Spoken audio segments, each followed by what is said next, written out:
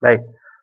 Standard pembelajaran untuk subtopik ini adalah, okey, yang pertama, okey, murid boleh menerangkan maksud inventory. So awak mesti tahu apa itu inventory. Okey, yang kedua, menerangkan maksud sistem inventory berkala dan sistem inventory berterusan. Okey, nanti kita akan belajar inventory ni dia ada dua sistem. Okey, iaitu sistem berkala dan juga sistem berterusan. So kita kena tahu beza antara kedua-dua tersebut. Okay. Yang ketiga, menerangkan keperluan menentukan nilai inventory akhir untuk penyediaan penyata pendapatan. So kita akan belajar bagaimana kita nak menentukan nilai inventory akhir sebelum kita bawa nilai tersebut ke dalam akaun perdagangan untung rugi dan juga penyata kedudukan kewangan. Okey. Yang seterusnya, menyediakan kad inventory. Okay, kita akan belajar macam mana bentuk kad inventory, bagaimana kita nak rekod ke dalam kad inventory. Okay, yang seterusnya, menentukan nilai akhir. Okay. Merekod inventory dalam jurnal am. Okay, dan juga menerangkan hubungan imbangan duga dengan inventory. Okay, dalam penyediaan penyata pendapatan dan penyata kedudukan kewangan. Okey. Baik, ini adalah objektif yang akan awak belajar untuk hari ini. Pastikan awak dapat semua ni. Okey, yang pertama, kita pergi dahulu kepada definisi bagi inventory. Okey, bila sebut inventory, inventory merupakan aset semasa. Okey, dia merupakan aset semasa sebuah perniagaan. Inventory merujuk kepada barang niaga yang dimiliki untuk dijual semula dan merupakan aset semasa bagi sesebuah perniagaan. Okay, kalau sebuah perniagaan itu merupakan kedai runcit, contohnya kedai runcit. Inventory bagi kedai runcit merupakan barang-barang niaga kedai runcit tersebut. Contohnya kalau kedai runcit itu menjual gula, tepung, minyak, beras, sos dan sebagainya, itu semua merupakan inventory. Merupakan inventory. Inventory adalah barang niaga yang dijual semula. Pemilik dia beli barang niaga untuk dijualkan semula. So itu yang disebut sebagai inventory. Sama juga contoh sebagai kedai kain kan. Kedai kain, jekyll. Okey, apakah inventory bagi jekyll? Okey, kain-kain yang berada di dalam kedai itu. Okey, kain tersebut dibeli oleh jekyll, kemudian dia dijual semula. Itu merujuk kepada inventory. Baik. Bagi perkilangan, inventory-nya terdiri daripada bahan mentah, barang separuh siap dan juga barang siap. Okey, bagi perkilangan perkilangan bila sebut kalau kilang. Contohnya kilang tayar. Okey, apa bahan-bahan yang digunakan untuk menghasilkan tayar? Itu disebut sebagai bahan mentah. Okey, contohnya getah kan. Getah merupakan inventory bagi kilang tayar. Okey, barang separuh siap juga merupakan inventory. Okey, barang separuh siap. Okey, dalam proses menghasilkan tayar. Dalam proses menghasilkan tayar yang belum siap itu juga dah dianggap sebagai inventory. Okay, dan juga barang siap, tayar yang dah siap itu juga adalah inventory. So inventory bagi perkilangan ni nanti kita akan belajar masa di tingkatan 5 nanti. Awak akan belajar tajuk kos pengeluaran. Okay, ini topik tingkatan 5 nanti. Okay, baik. Jadi sistem inventory, ada dua sistem, iaitu sistem inventory berkala dan juga sistem inventory berterusan. Berkala dan juga berterusan. Kita tengok apa beza antara berkala dan juga berterusan. Muka surat 205. Baik, sistem inventory berkala. Okey. Okey, kata kuncinya dekat sini adalah peniaga tidak menyimpan rekod inventory yang keluar dan masuk. Okey, sistem inventory berkala Peniaga tidak simpan rekod keluar masuk. Okey. Yang kedua, inventory akan ditentukan pada akhir suatu tempoh perakaunan. Kalau pemilik perniagaan nak tahu berapakah jumlah inventory yang ada, dia hanya boleh tahu pada akhir tempoh perakaunan sahaja. Ini. Yang ketiga, pengiraan inventory akan dijalankan secara manual, iaitu menghitung inventory satu persatu. Kalau kita nak tahu berapa jumlah inventory yang ada di dalam perniagaan kita, pemilik haruslah kira satu-satu secara manual. Dia pergi ke rak, contohnya dia nak tahu dalam kedai dia ada berapa lagi inventory yang tinggal bagi gula. So dia kena pergi ke rak tersebut, dia kena kira sendiri. 1, 2, 3, 4, 5, 6, 7, 8, 9, 10. Okey, ada 10 gula yang berada di rak. Itu adalah secara berkala kan. Sistem ini biasanya digunakan oleh perniagaan berskala kecil dan juga sederhana.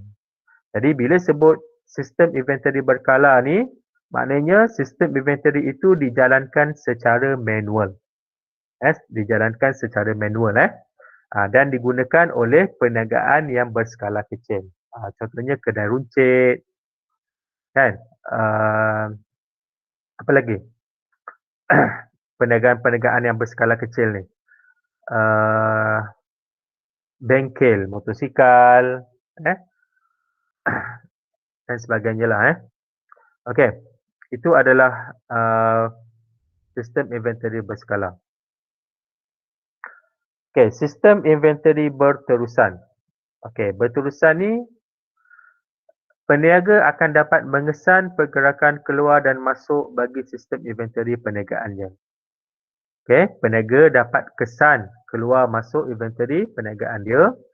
Melalui sistem ini, rekod inventory akan mempamerkan kuantiti kos seunit, jumlah kos belian dan kos jualan inventory serta baki akhir inventory. Okey, jadi untuk sistem inventory berterusan ni, dia bukan secara manual dia secara automatik. Kalau bila sebut secara automatik, maksudnya inventory itu sentiasa dikemaskini. Inventory sentiasa dikemaskini. Okey, contohnya kalau pemilik nak tahu berapa gula yang ada dalam perniagaan dia.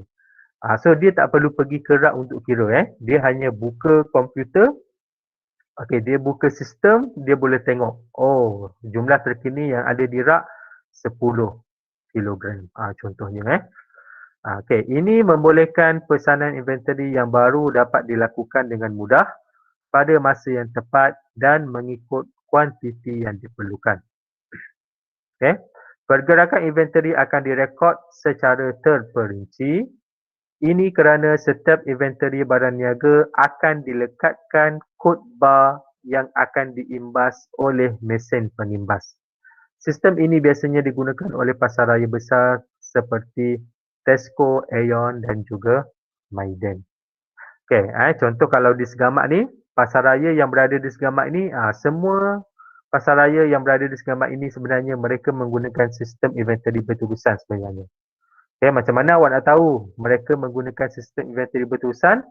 Okey, masa kita bayar di kaunter tu, cashier tu dia akan scan barang-barang yang kita beli kan. Jadi bila dia scan barang dia yang kita beli tu sebenarnya dia dah rekod dalam sistem inventory dia. Kalau kita ambil gula, kita ambil beras, kita ambil tepung.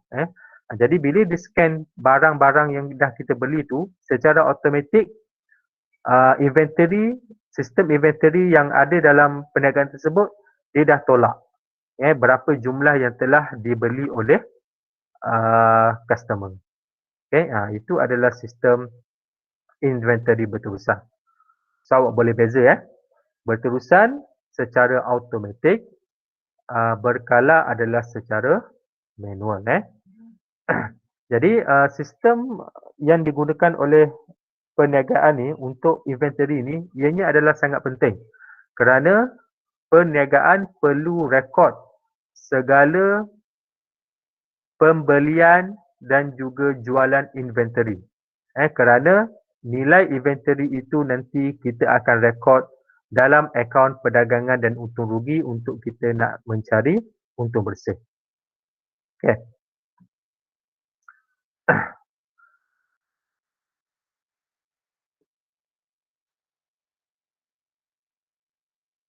Okey ni tahukah anda? Okey, kita baca je. Pasar raya Giant, Tesco, Aeon dan lain-lain pasar raya besar menggunakan sistem inventory berterusan. Pengiraan inventory akan direkod dalam sistem apabila pelanggan membayar harga barang di kaunter pembayaran.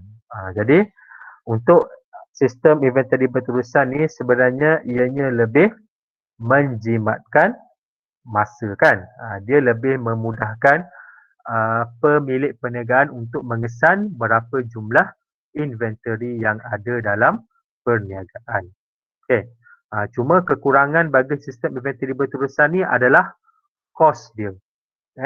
Kos ataupun belanja yang perlu ditanggung untuk mendapatkan sistem itu adalah terlalu tinggi. Jadi sebab itulah hanya pasar raya yang besar sahaja yang mampu menyediakan sistem inventory berterusan ni. Kalau kedai runcit yang berada di kampung menggunakan sistem inventory berterusan ni sangat orang kata apa? Sangat kagum lah sangat hebat kedai tu kalau dia boleh menjadikan sistem inventory berterusan. Tapi biasanya kedai-kedai kampung dia hanya menggunakan sistem inventory berkala saja Dia hanya kira inventory dia secara manual saja. Okey, sampai sini ada soalan tak? Tak ada. Tanya, kalau tak ada saya boleh teruskan. Tak ada Okey, tak ada Okey, next. Muka surat 206.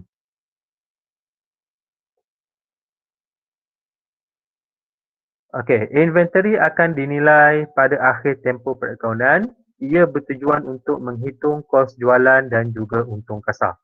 Ini tujuan kita kira inventory ni. Kenapa perniagaan perlu sentiasa tahu jumlah inventory dia supaya nanti kita mudah untuk mengira kos jualan dan juga mengira untung kasar dan untung bersih perniagaan.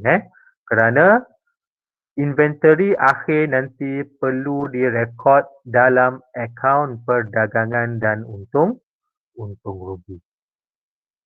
Okey. Baik. Ni. Awak boleh tengok buku tak sawak buku surat 206 ni kan. Okey, ini adalah akaun perdagangan dan untung rugi. Ini yang akan kita belajar pada bab yang seterusnya nanti Bab yang ketujuh. Okey. Baik. Okey, mana kedudukan inventory dia Okey, jualan.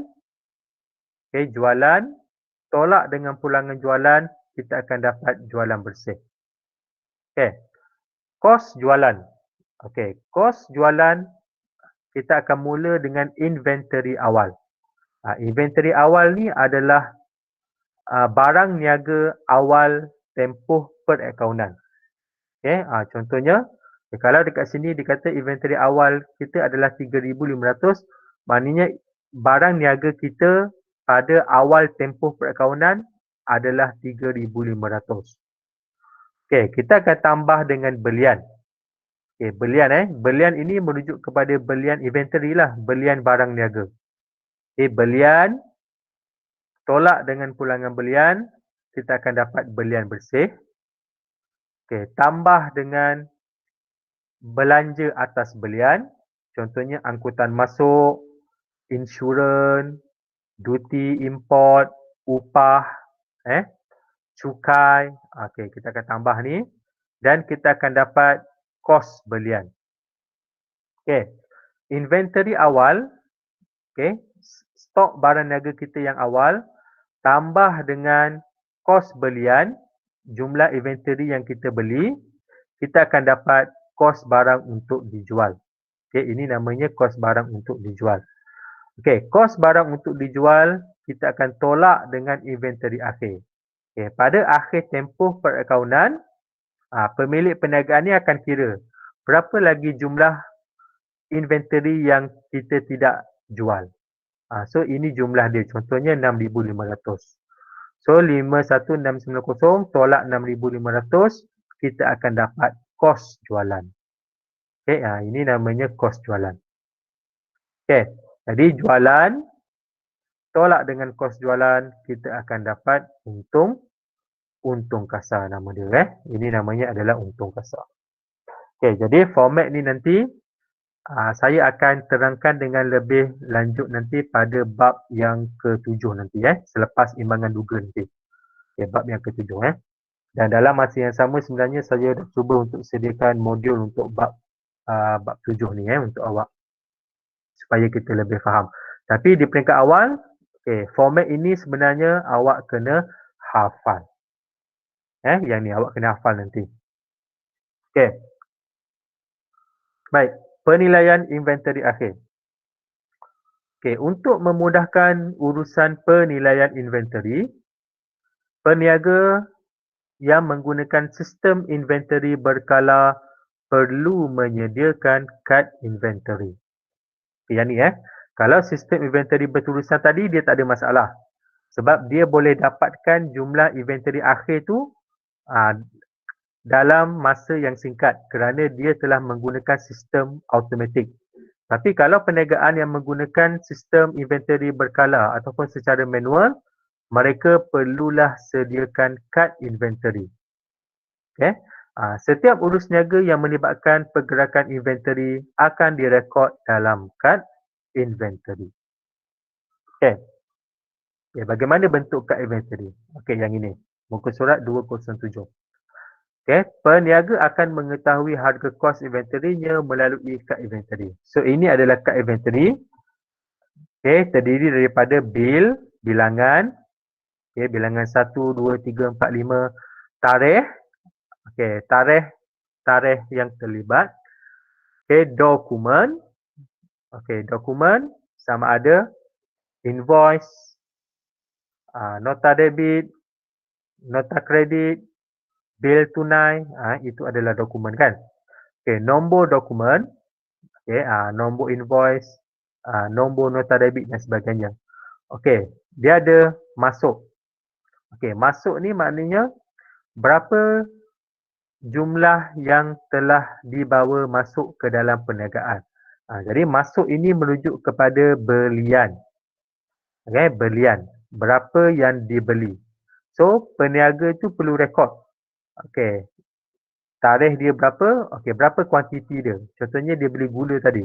100 gula. So, dia akan tulis sini 100. Kuantiti 100. Okay, harga. Okay, dia kena tulis berapa harga dia. Amount, jumlah dia berapa. So, yang kuantiti, harga, amount ini semua kita boleh dapat dalam dokumen yang kita guna tadi. Kalau peniaga itu beli barang niaga ni secara kredit, so kuantiti, harga dan amount ini kita boleh dapat daripada invoice. Okay, ini masuk. Masuk maknanya peniaga beli barang niaga. Okay, keluar adalah peniaga jual barang kepada pelanggan. Kalau pelanggan telah beli barang niaga kita, so kita akan rekod pada kolom keluar ni. Berapa jumlah gula yang telah dijual tadi. Berapa harga dia, berapa amount dia, berapa nilai dia. Jadi dokumen apa yang terlibat? Kalau pelanggan beli secara tunai, dokumen kita adalah bil tunai. Ataupun slip daftar tunai kan. Kalau pelanggan kita beli secara kredit, dokumen yang terlibat adalah invoice. So kita akan rekod keluar. Okey, jadi baki ni merujuk kepada baki semasa. Bila masuk tadi kita tambah. Kemudian bila keluar tadi kita tolak. So pemilik perniagaan akan dapat sentiasa tahu berapa jumlah baki dia. Okey. Baik. Saya tak bercadang untuk ajar awak kad inventory ni kerana saya akan tunjukkan kad inventory ini nanti masa kita buat kerja khusus tingkatan 5 nanti. Untuk tingkatan 4 ni hanya sekadar untuk tahu je lah kad inventory ni bagaimana bentuk dia. Okey. Okey, contoh 3 ni. Tengok contoh 3. Urus niaga berikut diambil daripada perniagaan Puan Hanis yang menjalankan perniagaan kedai perabot di Pasir Gudang. Puan Hanis ingin menghitung inventory akhir. Berikut merupakan senarai harga inventory pada 1 Januari dan urus niaga yang terlibat dengan inventory ditunjukkan melalui dokumen di bawah. Okey, contoh Okey, contoh inventory bagi perniagaan Puan Hanis ni. Puan Hanis ni perniagaannya adalah kedai perabot. Okey, bila sebut kedai perabot, inventory-nya adalah perabot-perabot yang dijual. Okey. Contohnya rak pameran ni. Ya, awak tengok kat inventory yang pertama kan. Okey, rak pameran. Okey, Januari 1. Okey, dia ada baki 30, harga seunit 450, jumlah dia adalah 13,500. So macam mana dapat 13,500? Harga 450 ni awak darab dengan 30 kan. So dapat 13,500. Jadi maksudnya dekat sini apa dia? Pada 1 Januari Puan Hanis mempunyai rak pameran sebanyak 30 unit. Okey, 1 Januari Okey, kad inventory yang kedua, kerusi. Okey, pada 1 Januari jumlah kerusi yang ada dalam perniagaan Puan Hanis sebanyak 10 unit. Okey, baki dia harga seunit RM55. Jadi jumlah dia adalah 550. Okey, jadi 550 kita tambah dengan 13,500. Dua angka ni kalau kita tambah, kita akan dapat inventory awal. Inventory awal. Kenapa inventory awal? Kerana pada 1 Januari. Ini yang disebut sebagai inventory awal. Baik. Okey. Ini contoh soalan Okey. Invoice. Dia ada invoice. Kedai perabot Hanis. Invoice kedai perabot Hanis salinan. So invoice salinan merupakan belian ataupun jualan. Cuba komen. Ni yang dah kita belajar itu ni. Invoice salinan. Kita beli ke kita jual?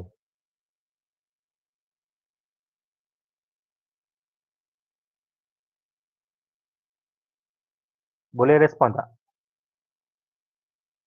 Okey, Joy kata kita jual. Okey, ada jawapan lain tak? Okey, Izzah kata jual.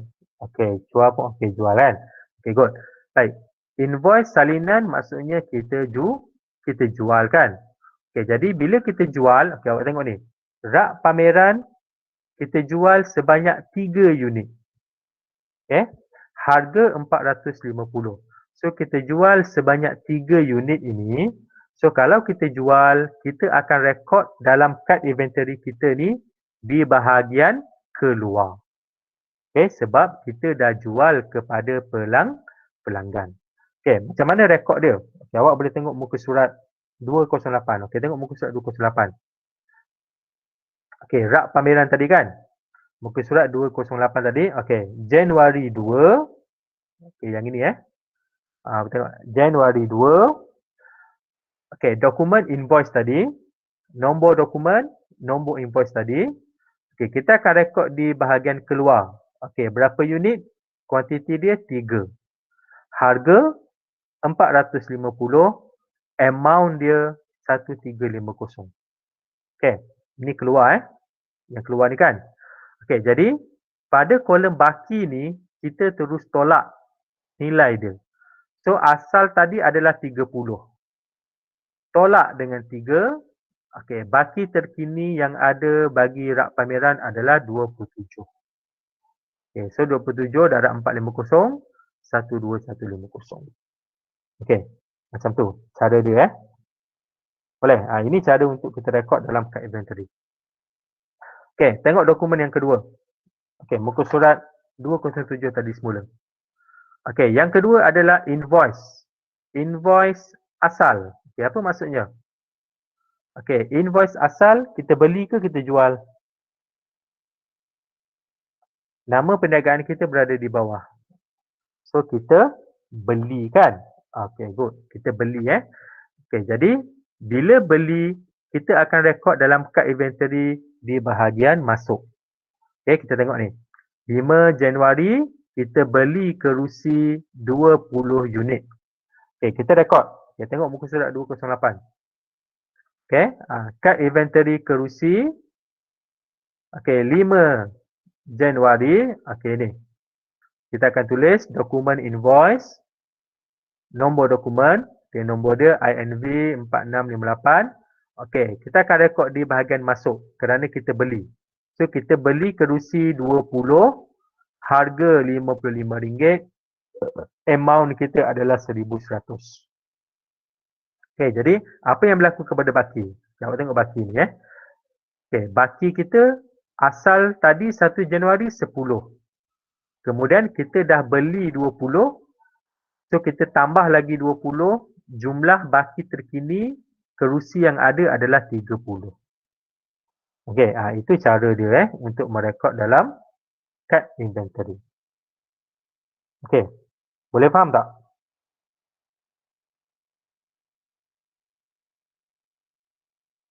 Ada soalan tak?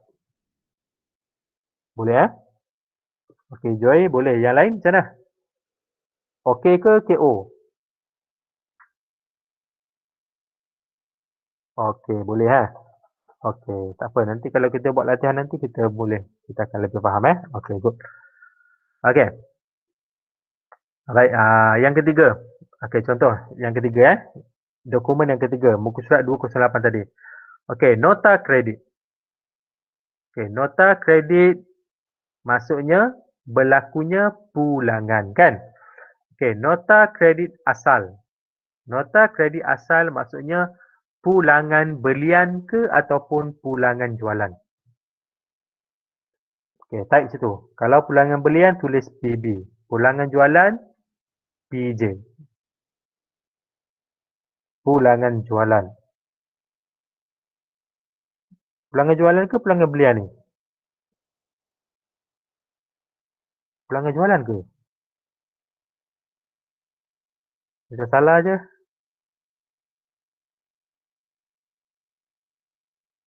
Pulangan belian. Ni kan nota kredit awak ingat ni. Asal ni adalah beli kan.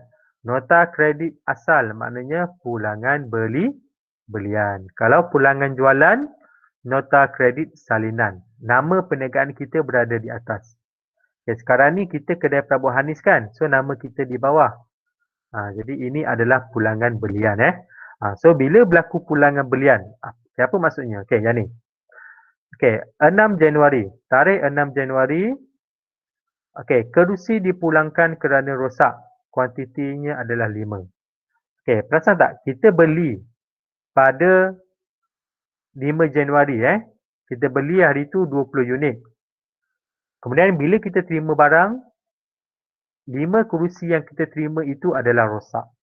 Jadi macam mana kita nak rekod dalam kad inventory? Bila barang rosak, pemilik perniagaan akan pulangkan semula kepada pembekal kan? So, bila kita pulangkan semula kepada pembekal, kita akan rekod di bahagian keluar ni. Yang ni ni. Oleh kerana rosak, kita keluarkannya, kita pulang semula kepada pembekal. So, 6 Januari kita akan tulis nota kredit, nombor dokumen NK berapa. So, kita akan rekod di bahagian keluar kerana pulangan belian kan. Kita pulang semula kepada pembekal. Jadi baki kita tadi asalnya 30, kita dah pulang 5. So 30 tolak 5 tinggal lagi 25. Okey. Yang last sekali memo.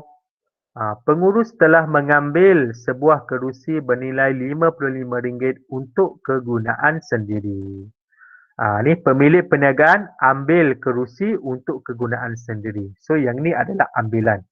So apabila pemilik ambil kerusi, jadi inventory bagi kerusi akan berkurang kan.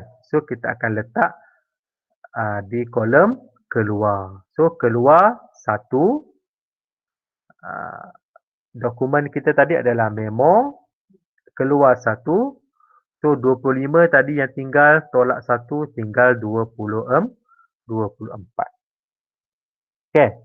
Jadi pada hujung tempoh perakaunan, pada hujung bulan, kad inventory, pada 31 Januari kita akan jumlahkan dia. So jumlah dia 12150. Okey. Kerusi 31 Januari jumlah dia 1320. So 1320 kerusi kita akan tambah dengan rak pameran 12150 pada 31 Januari ni. So kita akan dapat inventory akhir. Ini yang namanya sebagai inventory akhir. Inventory akhir adalah barang niaga yang tidak habis dijual. So barang niaga yang tidak habis dijual ini perlulah ditolak dalam kos jualan. Okey, untuk kita nak mencari kos jualan. Okey. Baik, itu adalah proses kita merekod dalam kad inventory. Okey. Boleh? Ada soalan tak?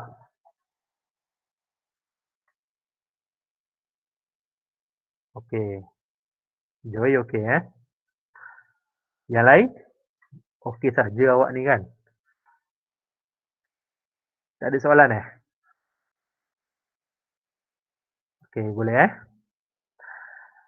Okey, Jaya kata boleh. Izzah boleh tak Izzah?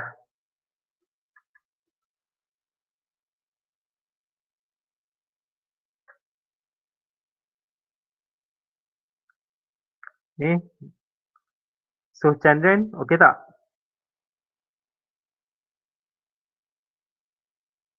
Pang Chun Heng, okey?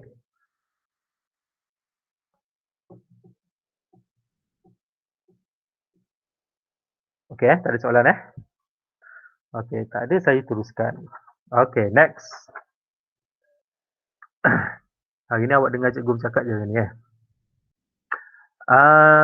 Okey, penilaian inventory akhir. Okey, ni yang saya sebut tadi 12150 tambah dengan 1200 tadi, kita akan dapat jumlah dia 13350. So kita akan rekod dalam journal am. Kita akan debitkan inventory akhir 13350. Kita akan kreditkan akaun perdagangan 13350. Okey. Tu nantilah kita akan sentuh macam mana kita nak rekod. Okey, next kita nak tengok hubungan. Hubungan imbangan duga dan inventory akhir dalam penyata kewangan. Baik. Nilai inventory akhir tidak diletakkan dalam imbangan duga Ni awak kena ingat ni. Dalam imbangan duga tak ada inventory akhir. Yang ada dalam imbangan duga adalah inventory awal sahaja. Inventory akhir akan diletakkan di maklumat tambahan. Dalam maklumat tambahan inventory akhir. Okey, jadi kesan dia. Okey, apa kesan yang berlaku sekiranya nilai inventory kita ni adalah tinggi. Sekiranya jumlah barang niaga yang tidak habis dijual itu tinggi, kesan kepada kos jualan kita akan jadi rendah. Bila kos jualan rendah, untung kasar perniagaan akan tinggi. Ini implikasi dia, kesan dia. Sebaliknya, kalau nilai inventory akhir kita rendah, nilai inventory akhir rendah, contohnya barang niaga kita banyak habis dijual, yang tinggal hanyalah sedikit saja. So nilai inventory kita akhir kita ni rendah je. Apa yang berlaku kepada kos jualan? Kos jualan akan tinggi dan untung kasar akan jadi rendah. So ingat satu ni pun dah cukup. Inventory akhir tinggi, KJ rendah, kos jualan rendah, untung kasar akan jadi tinggi. So kalau sebaliknya, So awak kena tukarlah. Inventory rendah, kos jualan tinggi dan untung kasar akan jadi rendah. Okey, jadi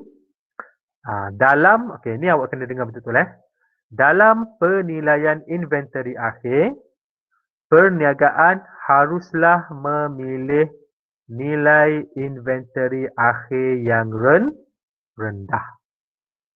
Okey, ni awak kena ingat Dalam menentukan nilai inventory akhir, kita perlu pilih nilai yang rendah. Okey, dalam inventory akhir ni nanti awak akan dapat dua, iaitu harga kos dan juga harga pasaran. So kita akan tengok harga kos dan juga harga pasaran. Mana angka yang lebih rendah, itu yang akan kita pilih. Okey, supaya untung kasar kita nanti akan jadi rendah. Okey, apa yang berlaku? Tengok info ni. Jika nilai inventory akhir terlalu tinggi, kalau inventory kita tinggi, ia akan menyebabkan perniagaan terikat dengan inventory. Apa maksudnya kat sini? Kalau nilai inventory kita ni terlalu tinggi, mungkin berlakunya pembaziran terhadap sumber. Kerana perniagaan itu terlalu berlakunya pembaziran terhadap inventory akhir. Itu maksud dia. Inventory awal merupakan barang niaga yang ada pada awal tempoh perakaunan. Sementara inventory akhir merupakan barang niaga yang masih ada dalam simpanan pada akhir tempoh perakaunan. So ini beza dia yang awak kena ingat. Inventory awal adalah barang niaga awal tempoh. Inventory akhir adalah barang niaga pada akhir tempoh. Inventory awal adalah barang niaga yang tidak habis dijual pada bulan lepas. Ataupun pada tempoh perakaunan yang lalu. Inventory akhir adalah barang niaga yang tidak dapat tak habis dijual dalam tempoh perakaunan. Okey, itu beza dia. Baik, jadi kita tengok implikasi dia. Muka surat 210. Okey, apa kesan dia? Awak tengok Okey, jualan, tolak pulangan jualan, kita akan dapat jualan bersih. Okey, inventory awal, tambah belian, tolak pulangan belian, dapat belian bersih. Okey, inventory awal tambah belian bersih, dapat kos belian, tolak inventory akhir. Okey, inventory akhir, kita akan dapat kos jualan, jualan tolak kos jualan, kita akan dapat untung kasar. Okey, apa beza dia? Okey, yang pertama ni, kalau kita ambil nilai yang rendah, awak tengok inventory yang pertama kita ambil 16,375. Apa yang berlaku kepada untung kasar? Untung kasarnya adalah 15425. Kalau kita ambil inventory rendah, untung kasar pun dia akan jadi rendah. Okey, yang bawah dia, kalau kita ambil nilai inventory-nya tinggi, untung kasar pun akan jadi lebih tinggi. Okey. Jadi, dalam perakaunan kita akan ambil nilai inventory yang rendah. Okey, supaya untung kasar kita itu tidak tinggi dia akan jadi lebih rendah. Okey, itu beza dia kan. Jadi kalau yang atas ni inventory rendah, kos jualan akan jadi lebih tinggi. Okey, yang bawah inventory tinggi, kos jualan akan jadi lebih rendah. Jadi apa yang awak kena ingat, bila ada dua nilai yang berbeza, kita akan pilih nilai inventory akhir yang lebih rendah. Okey.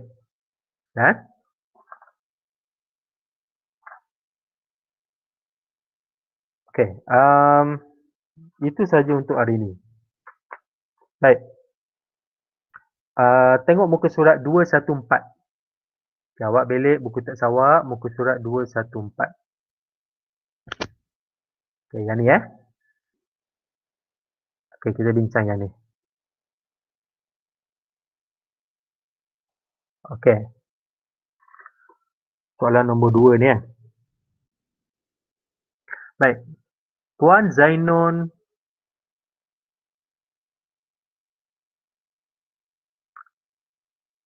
Puan Zainun merupakan pemilik sebuah butik pakaian di Bandar Pontian, Johor. Pada akhir tempoh perkaunannya, Puan Zainun ingin membuat penilaian terhadap inventory perniagaannya. Ada beberapa jenis barang niaga yang telah turun harga kerana perubahan citarasa masyarakat setempat.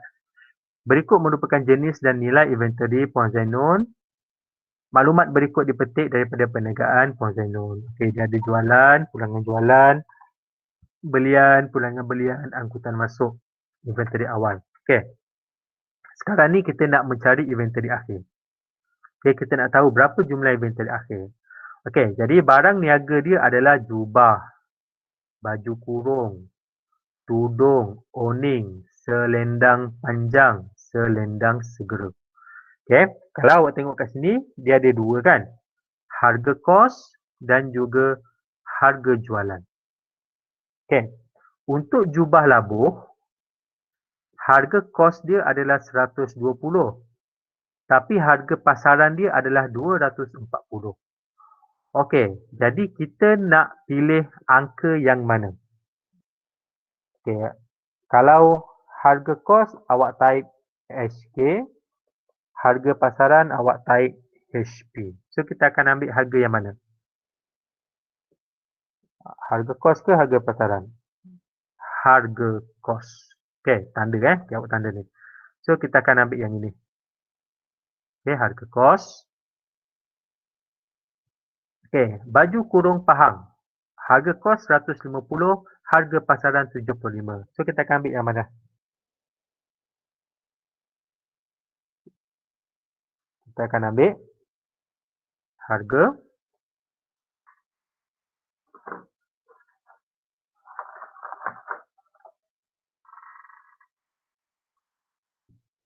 okey, yang mana? HK ke HP? HP kan? Okey, saya bulat ni Okey, so kita akan ambil harga yang ni. Okey. Okey, jap. So kita akan ambil yang ni. Okey.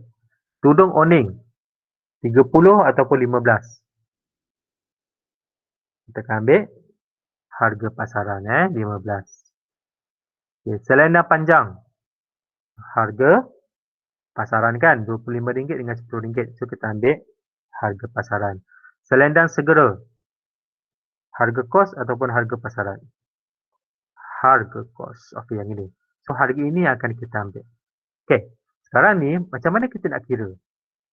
Kita nak kira inventory akhir kita ni berapa ni? Kita nak tahu berapa jumlah kat sini kan? Jadi awak kena darab.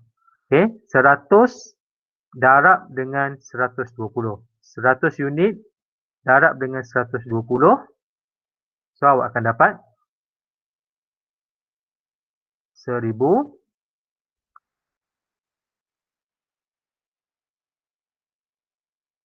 12,000. Banyaknya. Sekejap.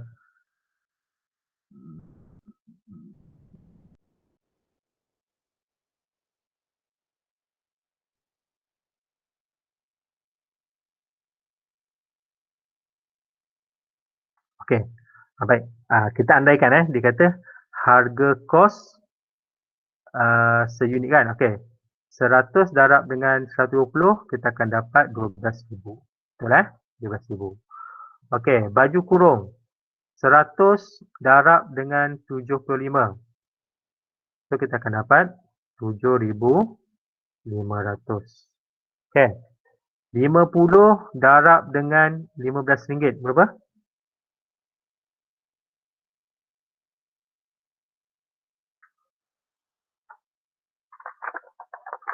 50 darab 5. Okey, 750. Okey, 750. Okey, 100 darab dengan RM10. 1,000 kan? 1,000. Okey, 100 darab dengan RM15. 1,500. Okey, jadi kita akan jumlahkan dia. Okey. So kita akan tambah 12,000 tambah 7,500 tambah 750 tambah 1000 tambah dengan 1500. So kita akan dapat 22 berapa Joy? 22750. Okey. Kita akan dapat 22750. So nilai inilah yang akan kita pilih.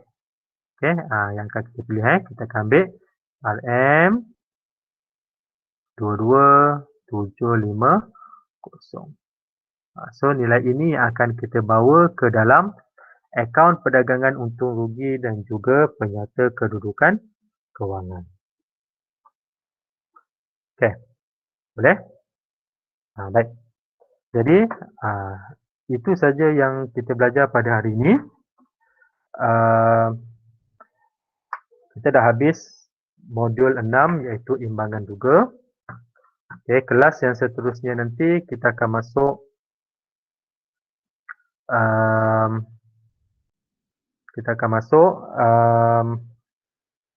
modul 7, iaitu penyata kewangan milikan tunggal tanpa pelarasan. Okey. Baik, ada soalan tak sebelum kita akhiri kelas? Tak ada. Tak ada Okey, Pang Chun Heng, ada soalan tak Pang Chun Heng?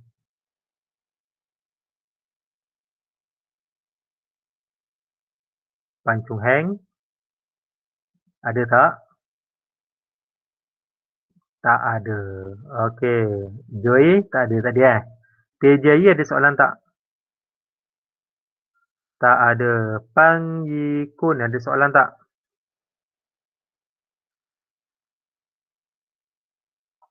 Tak ada Okey, Tan Kan Fat pun tak ada kan? Okey, so semua tak ada Sekejap, saya nak print screen untuk kehadiran pada hari ini. Okey, so kalau tak ada, kita jumpa lagi pada hari Rabu Okey, terima kasih kerana hadir kelas pada hari ini, Tania, kepada yang hadir pada hari ini Sekian saja daripada saya. Sekian, terima kasih. Okey, sama-sama. Cikgu, Ya. yang tadi nak buat tak? Yang Yang mana? tadi bincang. Yang tadi yang bincang tu ya. Memang saya suruh awak buat nanti. Nanti saya snap gambar ni bagi dalam grup Okey. Maknanya latihan uji minat 6.2 tu buat soalan nombor 1 dan 2. Okey. Okey, terima kasih Okey. cikgu. Okey, sama.